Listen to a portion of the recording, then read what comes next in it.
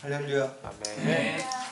사도행전 17장에 보면은 데살로니가에서 바울이 전도하는 모습을 이렇게 기록하고 있습니다. 거기에 보면은 이제 바울이 항상 루틴이 어느 지역에 가면은 주로 이제 사람들이 많은 곳을 찾다 보니까 회당을 찾게 됩니다. 그래서 회당에 들어가서 하나님의 복음을 이렇게 십자가와 부활의 복음을 전하게 되는데, 항상 그 복음을 전하게 되면은 아멘하고 이렇게 그것을 받아들이는 사람이 있는가 하면은 또 그것을 이제 반대하는 사람도 있습니다. 그래서 우리는 그 아멘하는 그 영혼들을 한 영혼이라도 귀하게 여기면서 또 기쁜 마음으로 사명을 다하는 것이죠. 그래서 데살로니가 회당에서도 역시 이제 바울이 이제 복음을 전했을 때 많은 사람들이 그 복음을 듣고 예수님을 영접하고 그 구원받는 하나님의 자녀들이 됐습니다. 그래서 이제 여러 번 청해서 한 3주 동안 그 회당에 가서 이렇게 전하다 보니까 이렇게 많은 믿는 사람이 늘어났지만, 아까 말씀드린 것처럼 또 시기하고 반대하는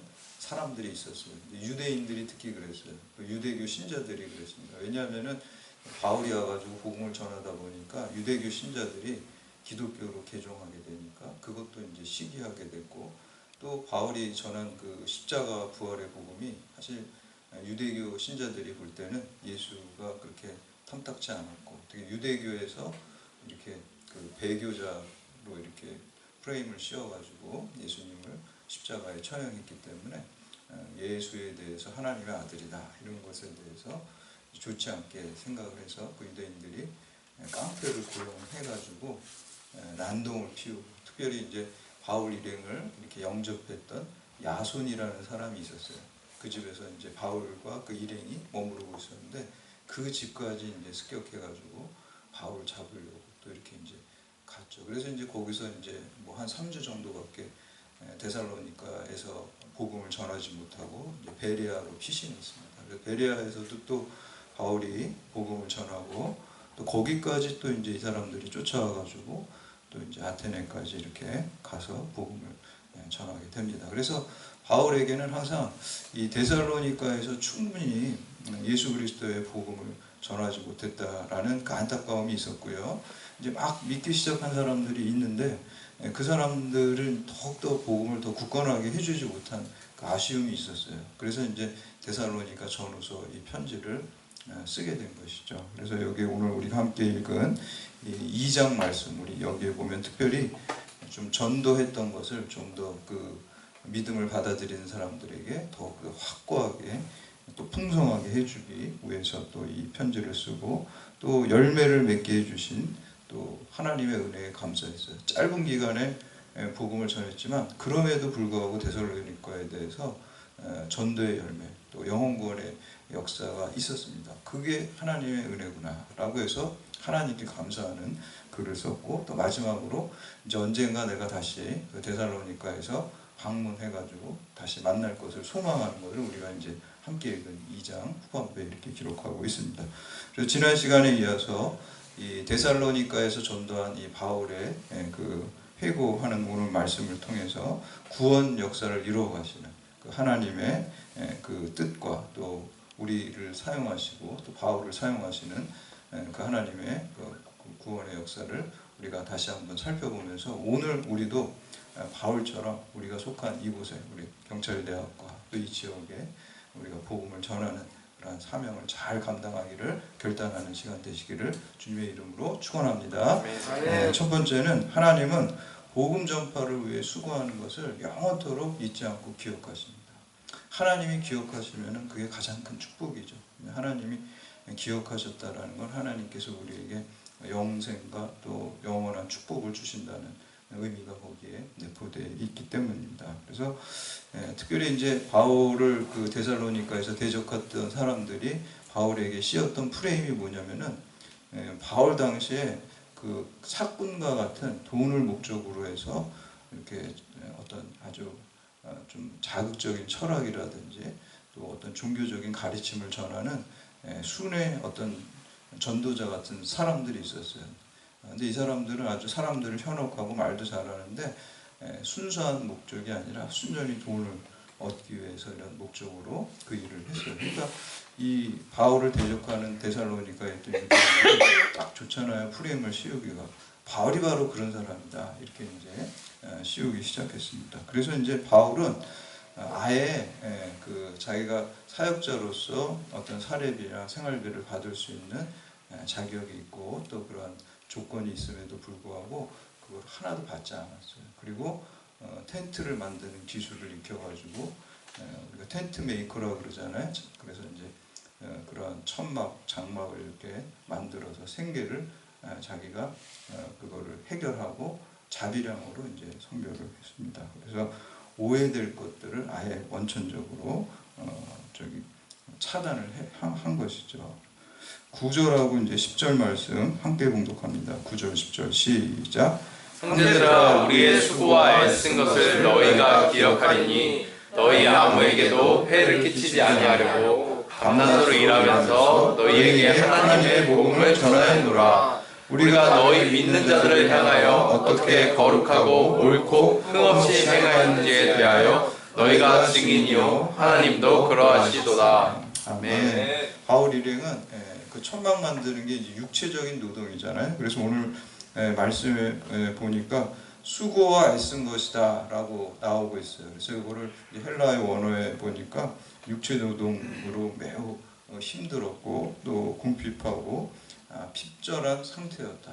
아주 힘들게 밤낮으로 육체 노동을 하고 또 거기서 끝나는 생활비를 그렇게 해서 해결하고 그리고 또 주의 복음을 전했습니다. 그리고 그 일행은 바울과 그 일행은 거룩하고 옳고 흠없이 행동했다 라고 말씀하고 있습니다. 거룩함은 하나님에 대한 것이고 또 옳음은 인간에 대한 것이고 무음한 것은 하나님과 인간 모두에게 대한 것으로 바른 관계의 형성입니다. 그러니까 복음 전하는 자가 하나님과 관계가 바르고 사람과의 관계가 바르게 된 상태에서 복음을 전해야지 이게 복음의 효과가 있다라고 이제 말씀하는 것이죠. 그래서 거짓 순회 설교자들과 구별되는 삶, 거룩한 삶을 살았다는. 우리가 거룩이라는 게 구별된다는 그런 뜻이잖아요. 속된 것과 구별된 것이죠. 그래서 여러분들이 이 자리에서 이렇게 예배 드리는 것도 거룩한 거예요.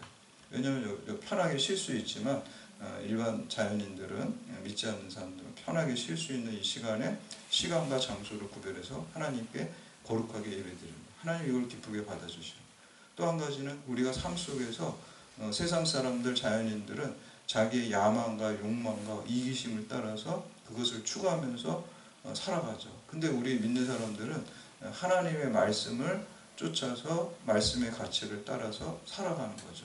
그게 이제 구별되는 거예요. 그래서 우리가 세속 한가운데 살지만 거룩하게 사는 거예요. 하나님의 말씀을 쫓아서 살아갈 때 그 거룩한 자가 되는 것이죠.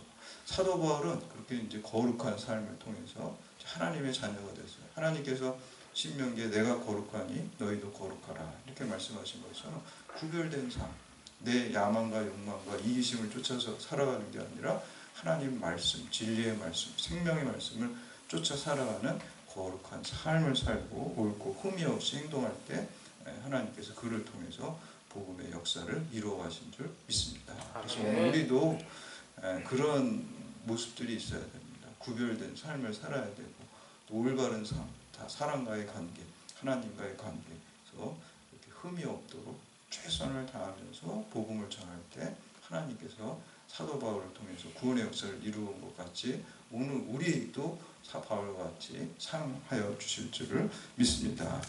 그리고 이러한 바울의 수고는 마치 아버지가 자녀에게 한 것처럼 했다라고 나와 있어요. 오늘 그 11절 12절 말씀 함께 봉독합니다. 시작. 너희도 아는 바와 같이 우리가 너희 각 사람에게 아버지가 자기 자녀에게 하듯 권면하고 위로하고 경계하노니 이는 너희를 부르사 자기 나라와 영광에 이르게 하시는 하나님께 합당히 행하게 하려 함이라. 아멘. 아버지가 자녀에 대한 사랑을 하는 것처럼 했다 그러는데 우리가 지난 시간에 살펴본 거는 유모가 자기 자식을 젖을 먹이고 기르는 것처럼 한다 그랬어요.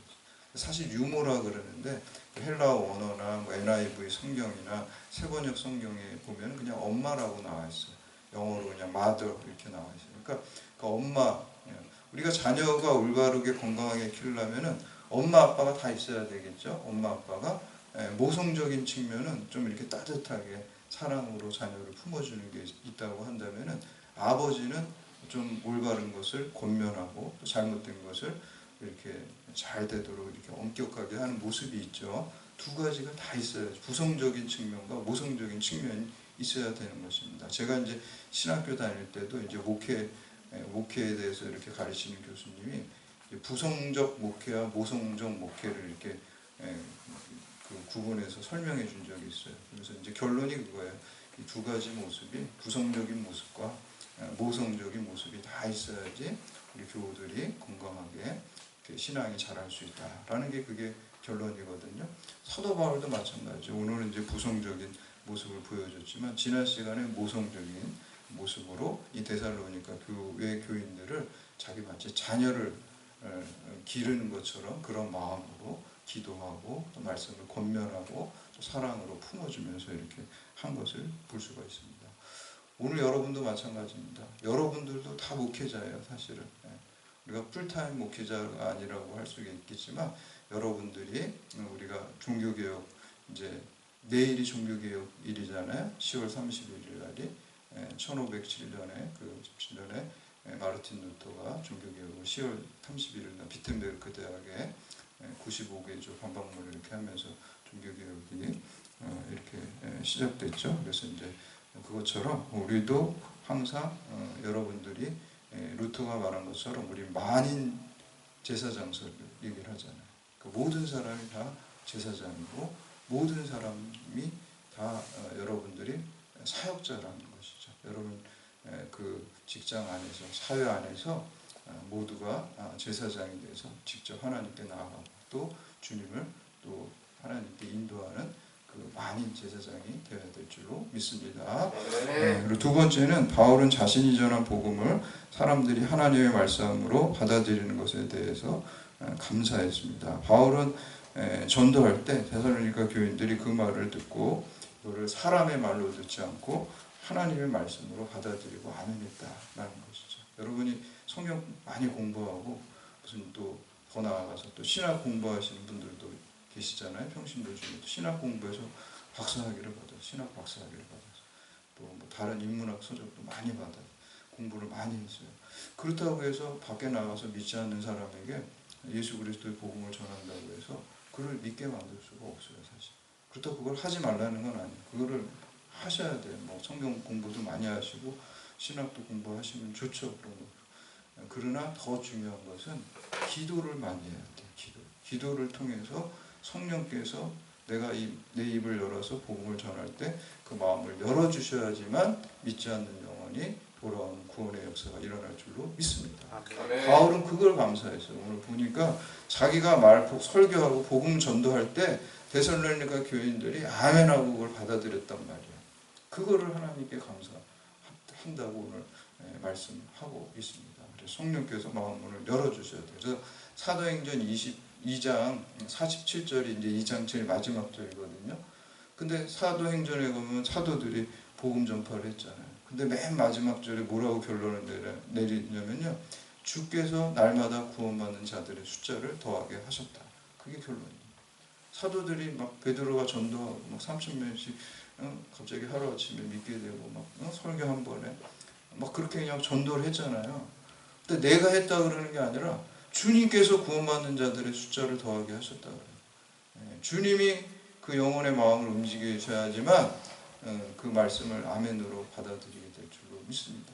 여러분들이 맡기신 여러분 뭐 속회원 중에서 믿음이 약한 분들도 있고 또 여러분 부서에서 안 믿는 불신자 또 여러분 마음의 태신자로 품고 있는 분들을 위해서 열심히 기도하시고 또 친절하게 진정으로 사랑으로 대해주시고 좋은 관계를 형성하시고 그게 바울이 데살로니가 교인들을 모성적으로 부성적으로 이렇게 잘 양육하는 거예요. 그래서 여러분들도 똑같이 바울과 같이 부성적으로 모성적으로 오늘 여러분에게 맡기신 분들 그게 속도원일 수도 있고 또 직장 안에 믿지 않는 또 불신자 또 태신자일 수도 있어요. 그분들을 향해서 오늘 바울과 같이 이런 마음으로 대할 때 하나님의 말씀을 그들이 아멘으로 받아들이고 구원의 역사가 일어날 줄로 믿습니다. 아멘. 세 번째 바울은 복음을 인해서 받은 고난을 인내할 수 있음에 감사했습니다. 우리 14절 말씀 함께 공독합니다. 14절 시작. 형제들아 너희가 그리스도 예수 안에서 유대에 있는 하나님의 보혜들을 본받은 자 되었으니 그들이 유대인들에게 고난을 받은 것 같이 너희도 너희 동족에게서 동일한 고난을 받았느니라. 아멘. 이렇게 고난을 통해서 어려움, 복음을 전할 때 어려움이 따르게 마련입니다. 그냥 가만히 있으면 좋은데 복음을 전할 때 반대하는 사람들, 핍박하는 사람들이 있어. 또 말씀 쫓아 살아갈 때 나에게 또 내면적인 고난들이 있고 갈등들이 있을 수 있어요. 그렇지만 그 고난을 잘 성령께서 견디게 하시면은 그게 쓸데없는 고난이 아니잖아요. 복음 때문에 받는 고난은 장차 큰 영광이 우리에게 주어지기 때문에 고난을 인내하는 것을 기뻐한다 그랬어요. 그래서 바울이 로마서 8장 18절에서 현재의 고난은 장차 있을 영광과 비교할 수 없다고 그랬어요. 그래서 우리가 십자가의 길을 갈 때, 주님의 길을 따라갈 때 그냥 고난으로 끝나는 게 아니에요. 그 뒤에 그 십자가를 통해서 부활의 영광이 있고 천국의 또 영생 복락이 우리에게 주어지기 때문에 그 십자가의 길이 의미 있고 그것이 또 그것을 잘 인내하는 것에 사도 바울은 감사하고 있습니다. 마지막으로 네 번째, 전도의 열매가 성도의 영광이고 기쁨입니다. 여러분들이 누군가를 전도할 때 나중에 주님 앞에 있을 때 그것이 여러분에게 영광이 되고 그게 상급이 될 줄로 믿습니다. 우리는 언젠가 이 세상을 다 마치고 주님 앞에 다 서게 돼요. 그렇죠? 우리의 인생을 하나님 주님과 이렇게 계산하게 돼요. 그때 주님이 너 공부 얼마나 많이 했냐 이런 거 보시지 않아요. 너 세상에 있을 때 어느 지위가 높았는지 이런 거 보시지 않는다. 돈 얼마나 많이 모았어 이런 거 보시지 않는다. 뭘 보실까요? 하나님의 말씀을 잘 쫓아간 거, 내가 믿음으로 살아간 거, 그리고 특별히 하나님의 주님의 지상 명령이 선교 명령, 종교 전도 명령을 잘 이행한 거, 그거를 보시고 칭찬하신다는 거. 우리가 하나님이 계신 것과 하나님이 상 주시는 이심을 믿어야지 하나님 기쁘게 한다고 그랬잖아요. 하나님 상 주시는 분입니다. 뭘로 상 주실까요? 우리가 열심히 전도할 때 그 영혼들이 주님께 돌아올 때 그거를 통해서 하나님께서 우리에게 상 주십니다. 19세기 미국의 한 선교사님이 남미에서 평생 동안 선교 활동을 하다가 이제 배를 타고 이때 19세기니까 배를 타고 미국 자기 고향으로 이렇게 들어왔어요. 항구에 딱 들어가니까 때마침 누구랑 같이 거기 항구에 도착했냐면 당시에 미국 대통령이 휴가 갔다가 돌아오는 거예요. 근데 그 배에서 같이 내렸어요. 같이 내렸는데 딱 내리니까 그냥 레드카펫이 쫙 대통령 걸어가라고 깔려있고 막 그냥 군악대가 빵파레를 막 불고 막 사람들이 수천 명이 나와서 막 대통령을 환호하는 거예요. 근데 자기는 평생 동안 남미 오지에서 그냥 선교하고 전도하고 그러다가 이제 은퇴해가지고 고향으로 돌아왔는데 아무도 반겨주고 맞이해주는 사람이 없이 초라하게 그 옆으로 이렇게 지나갔어요. 그래서 숙소에 가가지고 이렇게 있는데 참 마음이 좀 비참한 것 같아요. 자기 평생 주를 위해서 일하고 전도하고 오지에서 이런 자기가 고향에 왔는데 아무도 자기를 맞이해주는 사람도 없고 대통령은 저렇게 그냥 레드카펫에다 빵빠레를 그냥 막 시민들이 환호하는 그런 마음을 하고 있는데 마음속에 하나님이 어떤 음성을 들려주시냐면은 이렇게 음성을 들려주세요. 얘야, 너 왜 울고 있니? 너는 아직 고향에 돌아온 게 아니잖아. 네가 이제 천국 고향에 돌아오는 그날에 군악대가 아니라 천군천사의 나팔 소리 들려주고 레드카펫이 아니라 금으로 황금띠를 만들어서 내가 직접 나가서 너를 환영하겠다. 이렇게 이제 말씀을 주셨어요. 하나님께서는 우리가 전도한 것, 또 우리가 하나님 말씀대로 믿음으로 산 것을 다 기억하시고 반드시 갚아주실 줄 믿습니다.